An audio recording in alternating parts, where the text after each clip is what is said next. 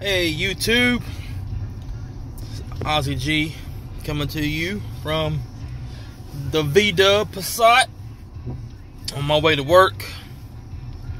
And I'm rocking the Clemson glasses. The best college football team right now, and all you Alabama fans can suck it. Haha, just kidding. Alabama's an alright school, but Clemson's the best. Anyways, let's get down to brass tacks. I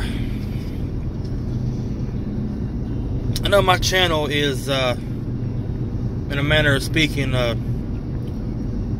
don't have a niche. I just do what I feel like I get people to watch. You know, whether I do the milk sandwich, or I done the cold water challenge in February, the drone videos, the air horn pranks, you name it, I'll do it to get an audience to watch, to laugh, to you know, make people smile. But I want to touch on a darker subject today, and I don't know how many of this will reach you guys, or how many of you guys will actually listen, or what have you. But this is what I want to touch. I want to talk about. If you or someone that you know has a problem with drugs or any other kind of addictions, please have that person get help. And I don't mean going to no clinic for Suboxone or methadone or anything like that. Their asses need to be put in a god dash home or some sort of rehab facility, because people are still out here to this day on drugs, going to get Suboxone, going to get methadone and other shit like that, and still out there using drugs. They don't want help, and taxpayers like myself and like you are out here paying for their asses to go and keep doing what they're doing. The only reason why I'm hitting on this right now is because, to be honest with you, I do not like to tell people that I'm married, because I'm married to an addict.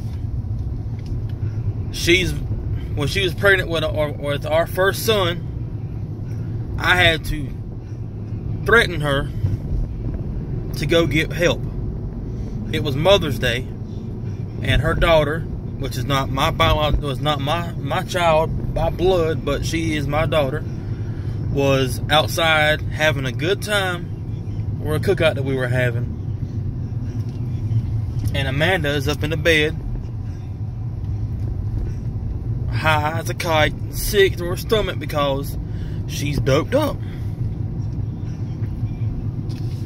I went and woke her up, told her she needed to get up, she needed to muster what strength she could to come outside and spend time with her child. She told me she wasn't going to, that she felt sick and she was going to lay down, and there was nothing I could do about it. So after all my family left, I went back to the bedroom and I flat out told her that if she didn't get no help being pregnant with my son, that when she had him, I was taking him from her and she'd never lay eyes on him again. Was I wrong for saying what I said to her? Fuck no. And I don't mean to use the language that I'm using, but I got to get a point across because of how it made me feel. So she went to the methadone clinic in North Carolina, here in Charlotte, and started to get help. She then proceeds to tell everybody that it was her own accord that she went to go get her own help, because that she had no motivation to go do it, but she's up and one day and decided to go get help. No. And everybody else knows the same thing too. That's not the case. Drug addicts will lie and manipulate to make themselves seem like there's nothing wrong. To make them feel better about, to pretty much have them feel sorry for them, because they know what they're doing is wrong, but they don't care. It's kind of like a child. You tell him, don't touch that stove because it's hot. And you keep telling them, don't touch the stove because it's hot. And they touch it anyways, and they find out that it's hot. And fast forward 3 years later, we have another little boy together. And Nolan, the oldest, is with me. Because she is hanging out with her little meth head friends that she goes to the clinic with, and has been there for, let's see, better part of 2 weeks now. She's only seen Nolan once, and she's got Declan with her, and she's like, she don't care. She's not called to check on him, not called to see how he's doing, not asked anything about her son. And that's what she does with her kids. I'm about to say childs. I don't know why I said childs for. But Caitlin, her daughter, she's been at my grandma's house for the better part of 2.5 years, on and off, because Amanda does not want anything to do with her. And she'll say she does, but she doesn't, because she pawns her off on everybody else. And now she's doing Nolan like that with me because she can't control him. He's a 2-year-old. He wants to be active. He wants to play around. All kinds of mess. And she don't want that. She puts him in a dark room with her and Caitlin and Declan. And they all sit in there together and watch movies where it's pitch black dark and cold enough to hang freaking meat in. And they don't like that. So I'm, like I said, a taxpayer because I work, you know, sometimes 80 to 100 hours. I'm sorry, 80 to 140 hours every 2 weeks. And she don't care. And I know I'm rambling on. It's already at 8 minutes on this video. But I'm going to get a divorce. I'm getting custody of both of my kids.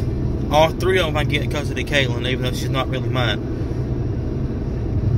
But I just want everybody to know that if you're going through the same thing I'm going through, I support you. You have my support. I will do anything that I can to try to help you.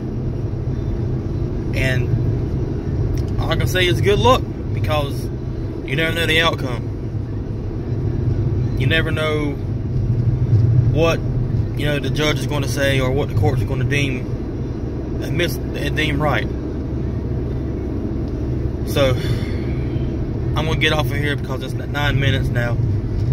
And excuse me, I'm driving, as you can tell. But drugs are going to kill you. Especially prescription drugs. Especially, and I'll add this. This gal eats anywhere from 40 to 80 Tylenol PM a day. I don't know how her liver can stand it. And like I said, drugs are going to kill you if you don't clean your life up. I'm no saint in that department. I have dabbled with drugs, but I have not been addicted. Addiction is a choice and not a disease. Addiction starts with a choice. Nobody is born with an addictive personality. I don't care what any doctor says, any psychiatrist says, or anything like that. You're not going to be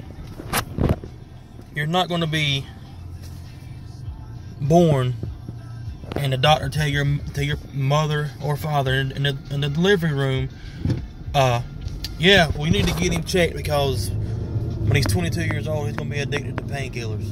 No. It starts with a choice. You yourself decide to start doing drugs. And that's all I'm going to say. 10 minutes, 40 seconds. So, guys, I rambled enough. Hope this is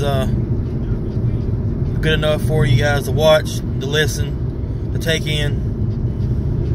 Like I said, I'll be here if you need me. Thank you.